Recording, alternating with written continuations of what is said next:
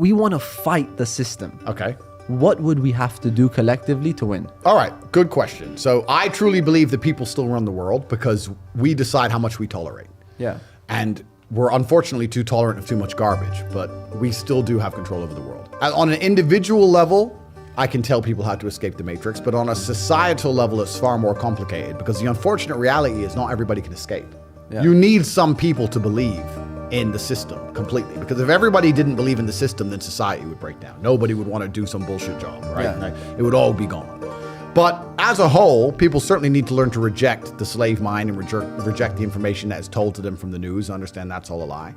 People need to stand up for the obvious injustices they see. They need to state in clear language that Balenciaga are pedophiles, for example. That's very important for humanity, for it's clear. It's important that they control your speech because you're not going to think what you don't say. And this is how they control what people think, by controlling what people say in the first place. So that's very important.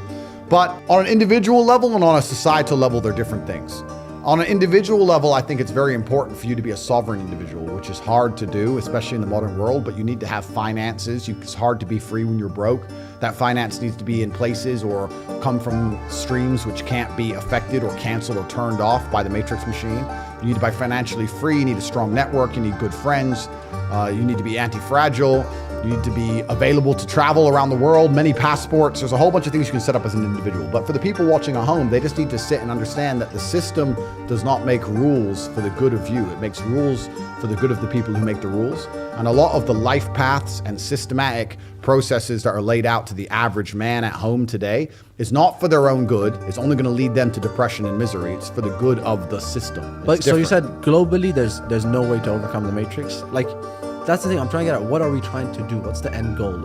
It's not globally there's no way to overcome the matrix. I'm saying society would actually function better if some people do believe. So I'll give you an example during COVID, right?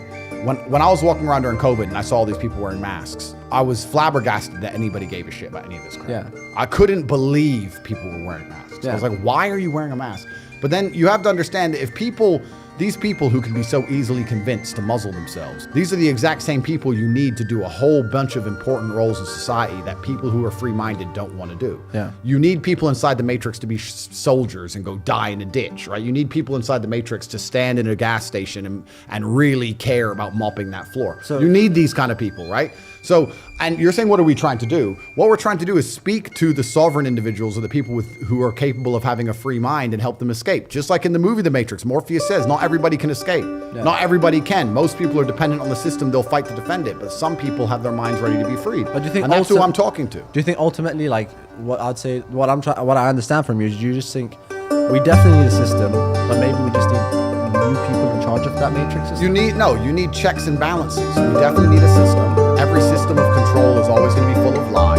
They're always going to lie to us to a degree to benefit themselves. You're never going to have absolute freedom. You're never going to have absolute truth. But you do need checks and balances to that system to prevent complete tyranny. You need a contingent of people who are free, who fight back and talk against the matrix. People like me, people who support me, those who are particularly free thinking. Those are the people you need to keep some kind of power balance in place. Yeah. If I didn't exist and people who thought like me didn't exist and nobody spoke up, then it would just be absolute tyranny and then Balenciaga could just be pedophiles forever.